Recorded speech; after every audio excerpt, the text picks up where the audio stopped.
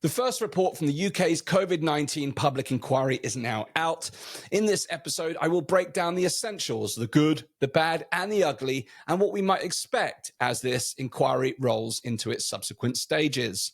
The COVID inquiry, of course, was originally announced by former Prime Minister Boris Johnson, designed to examine decision-making, or the lack thereof, during the pandemic by the UK government and in Scotland, Wales, and Northern Ireland.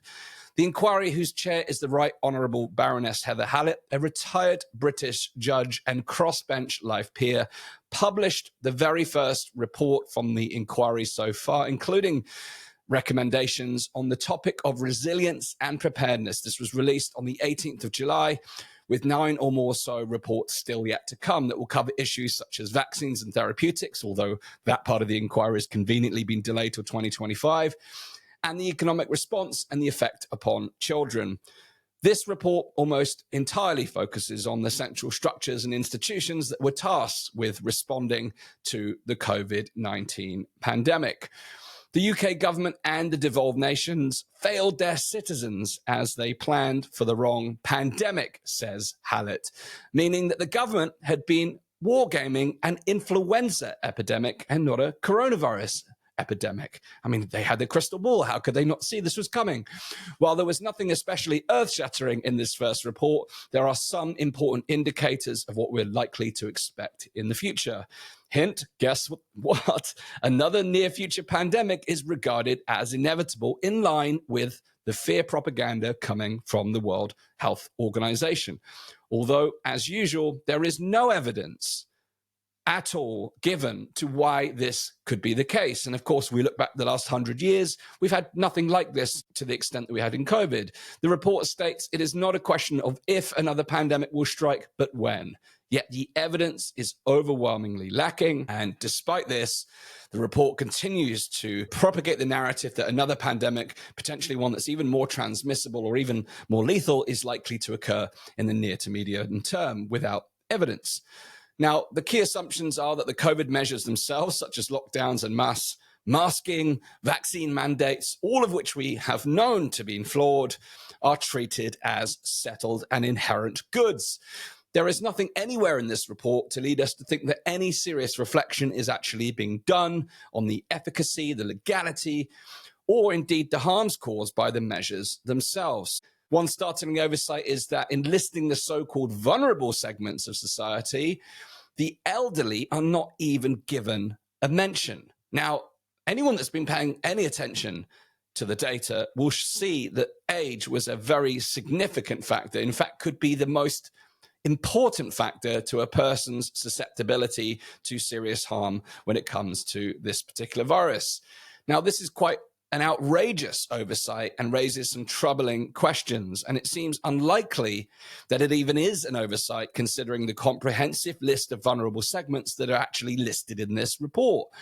The report reads that the impact of the disease did not fall equally. Remember that line, no one is safe until we're all safe. But research suggests that in the UK, mortality rates were significantly higher among people with a physical or learning disability and people with pre-existing conditions such as dementia and Alzheimer's disease, high blood pressure, heart disease, diabetes, and so on. Now, some people from ethnic minority groups and those living in deprived areas also had a significantly higher risk of being infected by COVID-19 and even dying from it. Now, these are well-known risk factors within the community setting, but where are the elderly in this list? If you're over 75, you're almost over 100 times more likely to die from this virus. Care home residents accounted for almost half of COVID deaths, and yet the vulnerability of the elderly were not even mentioned. They didn't even get a category. So how has this massive oversight happened? It seems rather deliberate to me in terms of the propaganda messaging that we saw, this idea that no one is safe until we're all safe, and this propagation that risk is evenly divided. Well, it's absolutely not the case. It doesn't take any semblance of intelligence to even look at the data to recognize there are clear patterns that were actually very evident from as early as January 2020. They haven't even assessed the vulnerability of the elderly. So you have to scratch your head and wonder what's going on here in this report straight out of the gate. Now, one of the future modules is going to tackle the care home sector, but even then, that's not a rationale to kick that one down the road. One wonders how meaningful and comprehensive the care home report is going to be in light of this avoidance of the topic of the elderly in this first report. Does the government want to avoid more scrutiny on its own policies with regards to the elderly population? There are certainly many controversies there, from moving people from hospitals into care home, and the drugs, midazolam and such, that were given out to patients. And it's likely that nursing home residents were very unlikely to be infected with the virus prior to these policies, where people with actual sickness and signs of illness were brought back into care home settings. So I do wonder whether any of these reports will actually go in deep scrutiny of these flawed policies that Matt Hancock put forward. How many of these things are going to get brushed under the carpet? Some of these things, midazolam, are well known to cause respiratory arrest. And why would you administer such a thing for a respiratory virus? Perhaps they'd like to avoid the very discussion of the way that care home residents were, according to Amnesty International, quote, effectively abandoned by the UK government in a scandal of monumental proportions. To admit the elderly as a risk factor is a really strong red flag going out of this report. Now, more sinister motivations could be that if the government admitted that the virus posed a massively disproportional threat to the elderly, it would have been much harder to justify the blanket lockdowns, vaccine mandates, and other mechanisms such as social distancing, mass masking on a population despite the risk factors. There are a few pinpricks of light in the report. There is an acknowledgement that complicated rules and procedures which caused long delays, were full of jargon, were overly complex. But again, the issue we have was with the rules themselves. So if the suggestion is that the bad rules and regulations needed to be clearer, then this in itself isn't terribly helpful. We know that the communication of the government was poor, but actually it's the mechanisms themselves that were causing the harm. The report also states that ministers who are often without specialized training in civil contingencies did not receive broad enough range of scientific advice and often failed to challenge the advice that they were given. We talked about this hour upon hour on the Pandemic podcast. It also says that expert advice on pandemic preparedness was overly weighted in favor of biomedical science. You mean behavioral science, I think. This is a little surprising and speaks at least to some of the understanding that following the science, the one backed by Big Pharma, of course, as if it was some kind of religious dogma, leads to an inability to even consider other points of view, let alone genuine scientific findings, which may actually have been far greater based in evidence. Now, another point raised in the report is an issue that I've spoken about several times before: the danger of groupthink. Groupthink, mass formation, took grip over the population, let alone these government advisors. The report reads this: advisors lacked freedom and autonomy, just like us, to express differing opinions, which led to a lack of diverse perspectives. Their advice was often undermined by groupthink, a phenomenon by which people in a group tend to think about the same things in the same way, lo and behold. And I must say, it is refreshing to at least see this noted in the report, to recognize the impact of groupthink, though it's incredibly frustrating to see that this was not recognized at the time, despite many of us pointing out this glaring, obvious problem that led to these single narratives, these singular and myopic focus on the same things. Now, in the recommendation section, the report goes even further, recommending that the government should bring in an external expert panel from outside the government and the civil service to challenge and to guard against known problems of groupthink. Some call it red teaming. Specific recommendations involve this idea of red teaming, but where you bring in external groups to challenge the decision making, to actually to poke holes in the logic and to ensure that the models are stress tested. We didn't see any of this. Now, it's a positive step that this is recognized, but as we've seen with many reports like this, many of these reports lead to these conclusions, but nothing ever changes. This report continues to point at some key issues. There is some acknowledgement that the wider costs of COVID, such as mental illness, loneliness, deprivation, and exposure to violence at home, all surged. Children missed out on their education, academic learning, social development, as well as, of course, the NHS waiting lists for elective care, backlogs for urgent medical treatment, diagnoses, reduced access to GP services, reduced access to social services, reduced access to employment opportunities, reduced access to financial benefits, impacts on small businesses, other financial harms, although there is no acknowledgement that these costs are any way connected to the government measures themselves or the government decision-making itself, despite this report being about government decision-making and the structures that behind them. There is a hint at some possible future exploration around these questions around true efficacy and impact of the measures, but it's buried deep in the report. We see that on page 82, it says the inquiry accepts that the imposition of a lockdown and the features and consequences of which are being addressed in detail in module 2 should be a measure of last resort. No, come on. This is quite clear. But at the same time, there's concerning language around the use of mass quarantine as a pandemic measure. And this is, again, baked into the WHO's documents.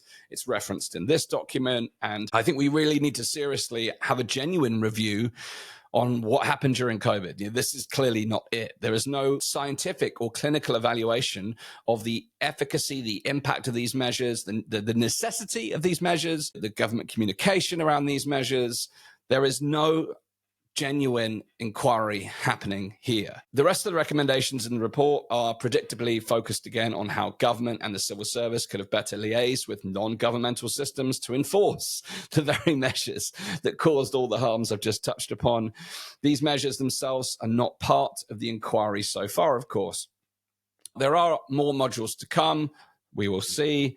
So all in all, the COVID-19 inquiry is like setting up one of those Netflix series where you feel you've met all of the characters before and the plot is entirely familiar and predictable, so much so that you're pretty much mouthing the next lines of the script. It feels just like this. What we need is a genuine and real, independent, impartial public inquiry, a people's inquiry to actually separate fact from fiction, to break down narratives, to challenge those groupthink, to actually look at the impact of policies, because let's be real, these things aren't even going to be taking place in this inquiry. There's going to be no legal ramifications for this. There's going to be no arrest. There's no consequence. There's no consequence of any of these inquiries. We could at least hope that we would see some evidence that could later be used to take action, judicial action against those who impose these measures. But unfortunately, so far, it is lacking. So that's my update on COVID Module 1.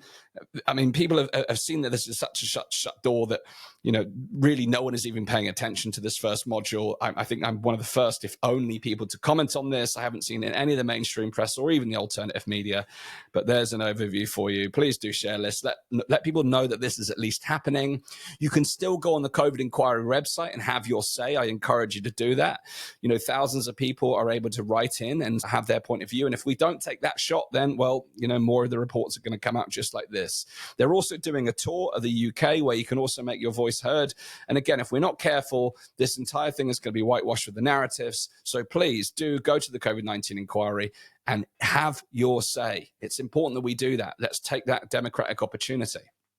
Now, finally, if you are sick and tired of the state of reality at the moment, the division, the destruction, the political environment, and you want to find your way to being a part of the change that you want to see in the world, then I encourage you to come and join us at the People's Reset, the 27th to 29th of September, where we're going to be looking at the very actions that each of us can take in our own lives and in our communities to really start to make a difference. It's the most solution-focused event that I've been part of in the last 4 years.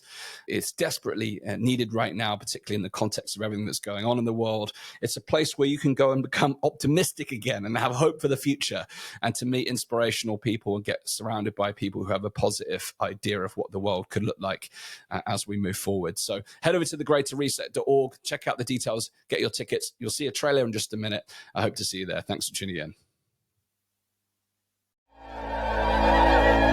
This is a solutions event. This is what's happening.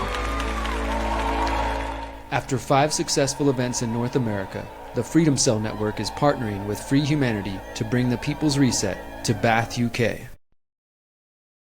In 2020, as the World Economic Forum announced the Great Reset Initiative, millions of people around the world began questioning the narratives being fed to them. You must stay at home. Millions of free-thinking people responded with protests, marches and rallies focused on waking up the rest of the world to the dark agenda of control and technocracy hidden beneath the so-called health initiatives. We need to know every single piece of information. We've lived that freedom message today. We've been a walking symbol of what it means to be free. While the world was reacting to the rapid expansion of tyranny, the Freedom Cell Network sought to promote solutions by launching the Greater Reset Activation in January 2021, a 5-day gathering designed to inspire, motivate, and activate freedom lovers into action. The Greater Reset highlighted the importance of localization, decentralization, individual and collective liberty, bodily autonomy, and freedom of choice. The technocrats at the United Nations and the World Economic Forum are now hosting the Summit of the Future in New York City in September 2024. At that meeting, governments of the world are expected to sign the so-called Pact for the Future. We reject their vision and the assumption that they speak for humanity.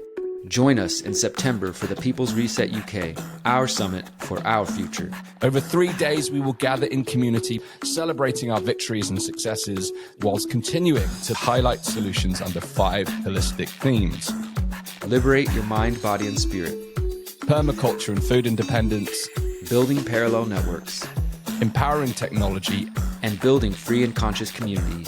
24 top-notch speakers, including Neil Oliver, Charles Dowding, Dan Astin-Gregory, Nigel Howlett, John and Rebecca Bush, and many more.